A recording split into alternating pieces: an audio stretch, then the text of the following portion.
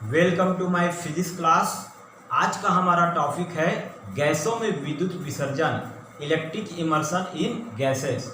गैसों में विद्युत विसर्जन क्या है? इसके लिए सामान्य ताप एवं दाब पर लगभग एक दूसरे से 1 सेंटीमीटर की दूरी पर स्थित 2 इलेक्ट्रोड लेते हैं और इन इलेक्ट्रोडों पर जब उच्च विभवांतर आरोपित किया जाता है तो इन इलेक्ट्रोडों से विद्युत का प्रवाह होने लगता है। यह घटना गैसों में विद्युत का विसर्जन कहलाता है। गैसों में विद्युत का विसर्जन का अध्ययन करने के लिए अलग अलग वैज्ञानिकों ने अलग अलग समय में प्रयोग करते रहे। तो सबसे पहले प्रयोग फैराडे ने किया था, उसके बाद विलियम्स क्रूक्स ने, फिर जीन फेरिन ने, फिर स्टोनी ने और लास्ट ने जे थॉमसन ने गैसों में विद्युत का विसर्जन करने के लिए एक प्रयोग किया और साथ में इलेक्ट्रॉन की खोज किया और एक्स किरणों का भी खोज किया। तो देख लेते हैं गैसों में विद्युत का विसर्जन का प्रयोग करने के लिए जे थॉमसन ने 1897 में किस प्रकार से प्रयोग किया। तो देखते हैं सबसे पहले जे थॉमसन का प्रयोग।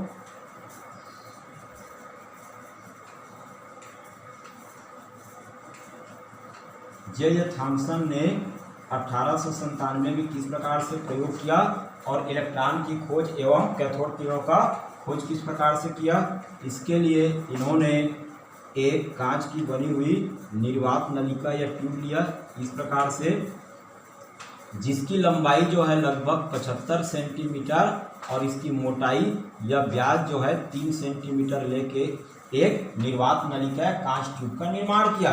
यहाँ पर धातु के बने हुए 2 इलेक्ट्रोड लेते हैं। इन इलेक्ट्रोडों का संबंध जो है बाहर में एक प्रेरण कुंडली से कर दिया जाता है। इस प्रकार से यह एक प्रेरण कुंडली है,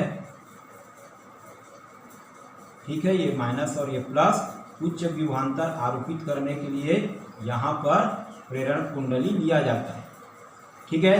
प्रेरण कुंडली का ऋण सिरा जिस प्लेट की ओर रहता है वह कैथोड का काम करता है और प्रेरण कुंडली का प्लस सिरा जिस प्लेट के संपर्क में रहता है वह एनोड का काम करता है, ठीक है। इसके मध्य जो है वायु को बाहर निकालने के लिए एक ट्यूब लेते हैं जिसको वैक्यूम पंप कहा जाता है, यानी निर्वात पंप। निर्वात पंप की सहायता से इसके अंदर वायु को बाहर निकाल के पूरी तरह से निर्वात कर सकते हैं या दाब को बढ़ाया या घटाया जा सकते हैं। प्रारंभ में इसके अंदर जो दाब है वो बहुत ही कम लिया जाता है, 0.01 मिलीमीटर पारे के दाब के बराबर रखा जाता है। दाब को कम करते हैं और इसके मध्य विभवांतर को धीरे धीरे बढ़ाते हैं। जब प्रारंभ में दाब भी कम रहता है और विभवांतर भी कम रहता है तो इसके अंदर जो है गैसें हैं वह बिल्कुल कुछ अलग के समान व्यवहार करते हैं, अर्थात गैसों में विद्युत का विसर्जन नहीं हो पाता है। धीरे धीरे जब इसके बाद जो है प्रेरण कुंडली से विभवांतर को बढ़ाते बढ़ाते 20 किलो वोल्ट या उससे अधिक कर लेते हैं तो क्या होता है, देखिए ये जो धातु की प्लेट है कैथोड, क्योंकि धातु में जो परमाणु होते हैं उसके बाह्यतम कक्ष के जो मुक्त इलेक्ट्रॉन रहते हैं जब उसको पर्याप्त ऊर्जा दे देते हैं 20 किलो वोल्ट या उससे अधिक तो ये मुक्त इलेक्ट्रॉन जो है अपनी सतह को छोड़कर बाहर निकलता है। तो देखिए यहाँ पर इलेक्ट्रॉन बाहर निकलेगा। प्रारंभ में बोला गया कि यह इलेक्ट्रॉन नहीं है, कोई प्रकाश है, क्योंकि ये प्रकाश के रूप में विद्युत का विसर्जन होता है और इस प्रकार से यह बाहर निकलते हुए सीधी सरल रेखा में गति करता है। प्रारंभ में जब इलेक्ट्रॉन की खोज नहीं हुआ था ये बोला गया है कि ये जो एक किरण निकलता है, ठीक है, तो ये किरण जो है सीधी सरल रेखा में गति करता है जिसको प्रकाश बोला गया। लेकिन देखा गया कि जब कांच के बाहर में इस प्रकार से एक एनोड या धन प्लेट रख देते हैं तो ये जो आपका किरण है वो धन प्लेट की ओर गति करता है, जिससे पता चलता है कि निश्चित यह प्रकाश नहीं होता, क्योंकि प्रकाश जो है वह सीधी सरल रेखा में गति करता है, किसी प्लेट की ओर वह आकर्षित नहीं होता है। चूंकि यह प्लेट की ओर आकर्षित होता है जिससे पता चलता है कि निश्चित ये ऋण आवेशित कोई कण होगा। बाद में इसके विशिष्ट आवेश का निर्माण किया गया जिसका एक निश्चित द्रव्यमान होता है, जिससे पता चला कि ये ऋण आवेशित कण जो है वह कैथोड से बाहर निकलती है। इस कारण से इस किरण को कैथोड किरण नाम दिया गया और एक निश्चित द्रव्यमान होता है, बाद में इसको इलेक्ट्रॉन नाम दिया गया। जे थॉमसन ने ये जो किरण बाहर निकल रही है उसके विशिष्ट आवेश का निर्धारण किया और इस कण का जो विशिष्ट आवेश होता है इसका मान जे थॉमसन ने 1.759 × 10⁻11 कूलाम पर किलोग्राम प्राप्त किया। साथ ही साथ इलेक्ट्रॉन के आवेश का निर्धारण किया 1.6 इंटू 10⁻⁻19 कूलाम। और इस दोनों वैल्यू को जब यहाँ पर रख देंगे, अर्थात ई की जगह में 1.6 इंटू 10⁻19 और एम, और इसका वैल्यू इधर 1.759 इंटू 10⁻11। और जब इसको सॉल्व करेंगे तो इलेक्ट्रॉन का जो द्रव्यमान है वह 9.1 इंटू 10⁻31 किलोग्राम प्राप्त हुआ। तो इस प्रकार से देखिए कि जे थॉम्सन ने खोज किया कि ये जो कण है, इस कण का एक निश्चित द्रव्यमान होता है, और चूंकि किसी भी वस्तु के एक निश्चित द्रव्यमान होता है तो निश्चित ही ये प्रकाश नहीं हो सकता है, और यह धन प्लेट की ओर आकर्षित होता है। तो उन्होंने इसका इलेक्ट्रॉन नाम दिया जिसका एक निश्चित द्रव्यमान आवेश होता है। ठीक है, चूंकि यह किरण जो है वह कैथोड से बाहर निकलती है, अतः इन किरणों को कैथोड किरण नाम दिया गया है। यह कब उत्पन्न होती है? जब इसकी विभवांतर को बढ़ाया जाता है 20 किलो वोल्ट या इससे अधिक। बाद में अलग अलग रंगों के प्रकाश उत्पन्न करने के लिए इसके अंदर जो है कोई अक्रिय गैस भर देते हैं। जैसे अक्रिय गैस है आपका हीलियम है, नियान है, आर्गन है, क्रिप्टॉन है, जेनान है, रेडान। इस प्रकार से जितने भी अक्रिय गैस हैं, अक्रिय गैस क्यों लेते हैं? क्योंकि अक्रिय गैस यहाँ पर रखेंगे तो वह इलेक्ट्रॉन जब टकराएगा तो उसके साथ क्रिया नहीं करेगा बल्कि प्रकाश उत्पन्न करेगा। प्रकाश उत्पन्न करता है तो अलग अलग रंगों के प्रकाश या लैंप बनाने के लिए उसके अंदर अलग अलग प्रकार के अक्रिय गैस रख देते हैं। जैसे पीला कलर का अगर लैंप बनाना है तो हीलियम का प्रयोग करते हैं, लाल कलर के लैंप बनाने के लिए नियान का, और नीला कलर या ब्लू कलर का लैंप बनाने के लिए आर्गन गैस का प्रयोग करते हैं। आगे सोडियम लैंप या मरकरी लैंप का भी निर्माण इसी प्रकार से किया जाता है। इस प्रकार से इलेक्ट्रॉन एवं कैथोड किरणें की खोज जो है जे थॉम्सन ने किया था। साथ ही जहाँ टेलीविजन, कंप्यूटर या जितने भी डिस्प्ले वाले उपकरण हैं, इसी सिद्धांत पे कैथोड किरण यानी वैक्यूम ट्यूब के प्रोसेस पे काम करता है। एग्जाम में आता है कि कैथोड किरणों का निर्माण किस प्रकार से कर सकते हैं। कैथोड किरणें क्या हैं?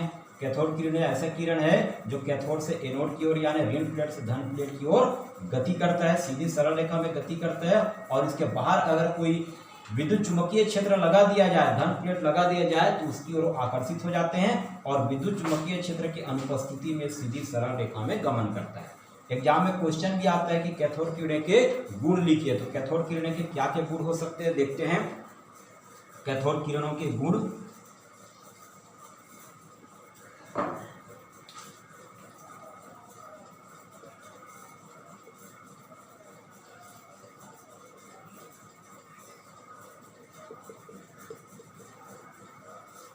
तो देखिए इसकी प्रॉपर्टीज क्या हो सकता है।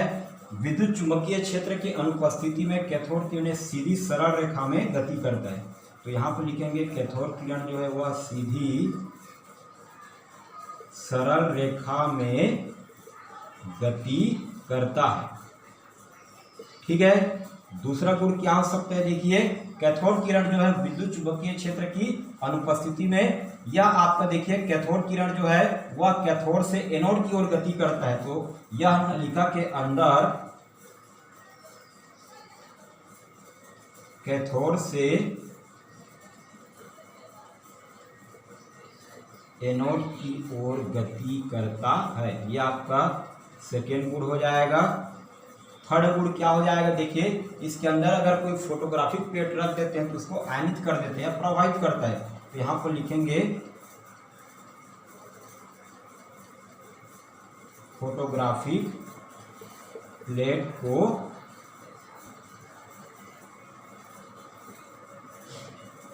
प्रभावित करता है। चौथा गुण क्या हो सकते हैं देखिए, ये जो कैथोड किरणें हैं इसका वेग प्रकाश के वेग से थोड़ा सा कम होता है। तो इसका वेग प्रकाश के वेग से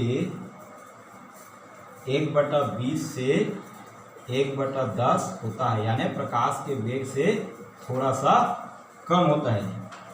पांचवा गुण क्या हो सकता है देखिए, अगर कैथोड किरण के सामने में अगर कोई भारी धातु को रख दिया जाए तो उस भारी धातु से एस किरण उत्पन्न होता है, यानी कि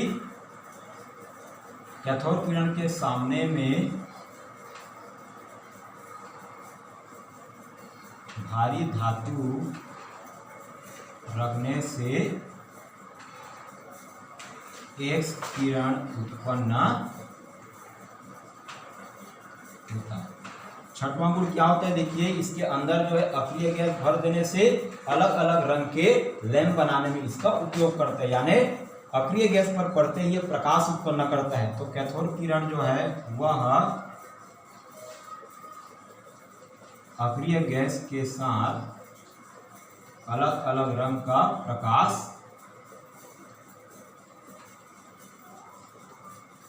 उत्पन्न करता है। सातवां गुण क्या हो सकता है कैथोड किरण का, देखिए अगर इसके सामने में कोई पतला चादर रख दिया जाए तो वह उसको वेद करके आगे बढ़ जाता है, यानी क्या लिखेंगे, पतले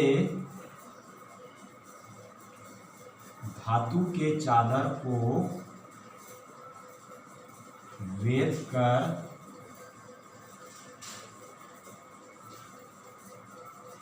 आगे बढ़ जाता है। ठीक है जी।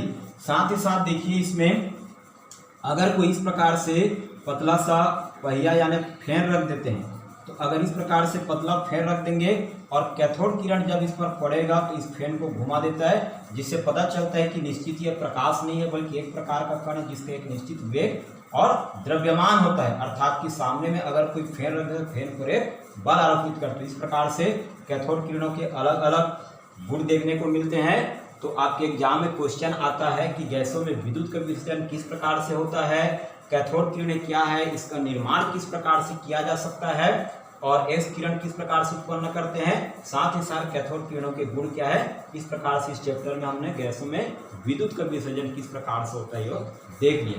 फिजिक्स से रिलेटेड और भी जानकारी के लिए मेरे YouTube चैनल को सब्सक्राइब कीजिए। Thank you.